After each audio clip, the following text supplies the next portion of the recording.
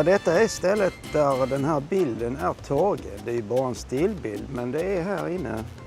Det heter Beach Club och sedan filmen spelades in har det faktiskt varit rivfärdigt. Alltså det var riktigt dåligt skick och inga gäster på många, många år.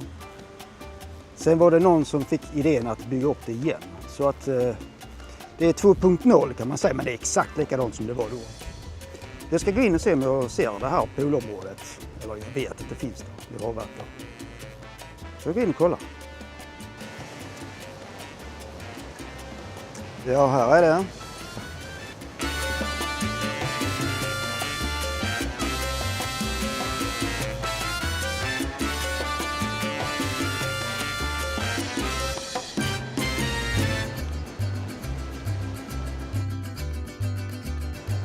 Det är här han står på den där bilden. Jag vet inte om han är inmonterad efteråt, men man ser ju klart och tydligt att det är här.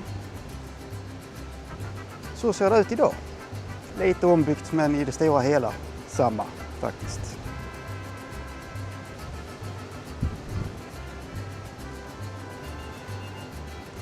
Går en runda runt här för att se. Det ligger precis vid havet. Vi kan titta här borta. Och det är San Agustin. Stranden. Ganska nära havet. 50 meter. Och så har vi en liten poolbar.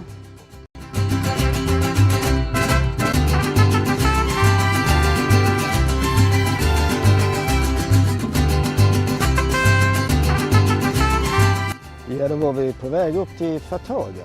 Vi gjorde ett stopp här bara för att kolla utsikten. Men Fataga står på listan idag. Men jag vänder kameran här så kan vi se hur vi har en utsikt här som är fantastisk. Det är alltså, vi är ganska högt upp, halvvägs upp till Fataga. Och här ser man då hela Playa del Ingles härifrån. Vilket är ganska imponerande. Nu är det lite disigt idag, men det är helt klart värt det. Helt klart.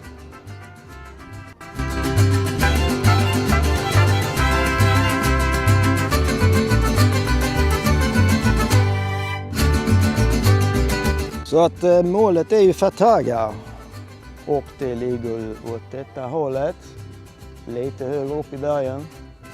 Och vad vi ska tänka på där, det är ju att pruta inte. Det där kan vi hålla på med cash på. Ja, då var vi framme vid Fataga. Då får vi se vad de har att visa här. Här har vi en vy över Fataga som det ser ut på lite avstånd. En väldigt liten by mitt uppe i bergen. Så vi drar vidare.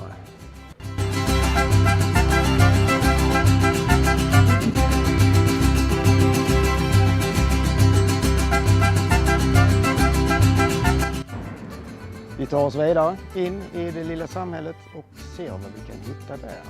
Framme i dalen, fortfarande berg som är högre än detta, så vi är inte absolut högst upp, men ganska högt är vi. Så vi går och sitter och ser vad vi kan hitta på.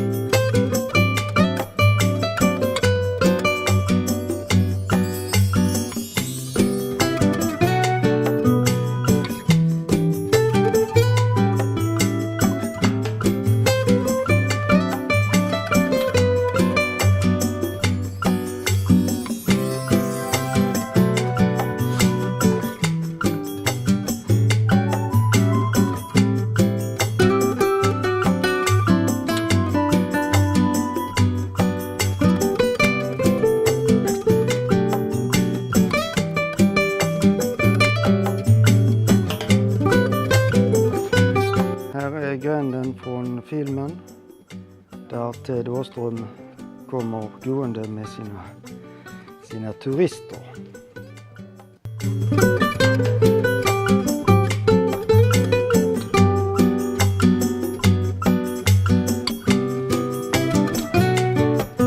Rimligtvis denna vinkeln ser ganska snarlikt ut. Inte helt lätt att hitta, men det gick i alla fall.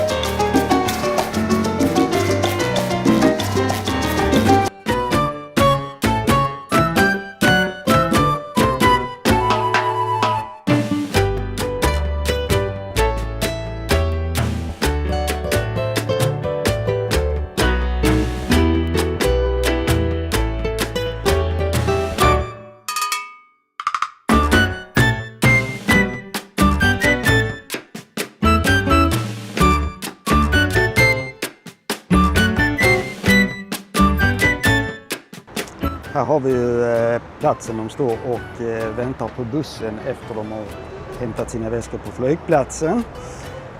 Jag är fullt medveten om att detta är avgångshallen idag, men det var det inte då. Det är trots allt 45 år sedan. Och då var det här på ovanvåningen. Det kan man ju tydligt se i filmen att det är inget tak, för just nu idag så är ankomsthallen en våning ner, alltså precis under där vi står. Så den scenen är tagen här. Där Gösta blir förbannad och han går och tar en taxi istället. Så det har hänt mycket här också. Flygplatsen har ju växt enormt. Bussar hela tiden.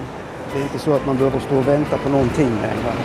Det är snarare så att det är bilarna som står och väntar på en när man kommer. Men som sagt, mycket har förändrats. Nu går jag vidare.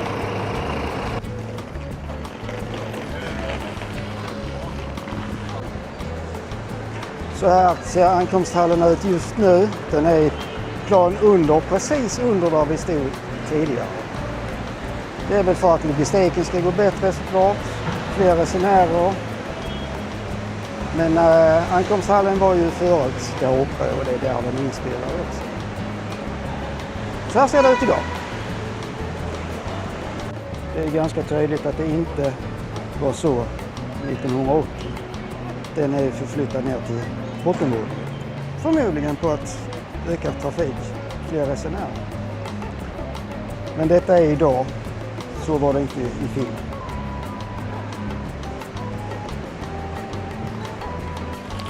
Ja, och än idag så kan man ju faktiskt vara invalido om man skulle ha problem att komma in genom passkontrollen. Så finns det utrustning för den som skulle behöva. Invalido, inga problem. Finns på plats även idag.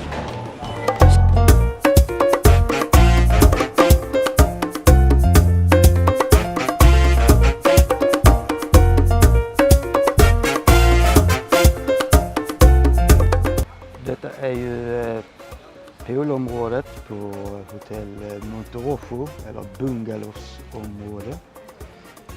Det är här en del scener inspelade, det är väl mixat en del med välkomstanordningen där fru Stors ska komma och öppna korsen. Det är nu tagen här.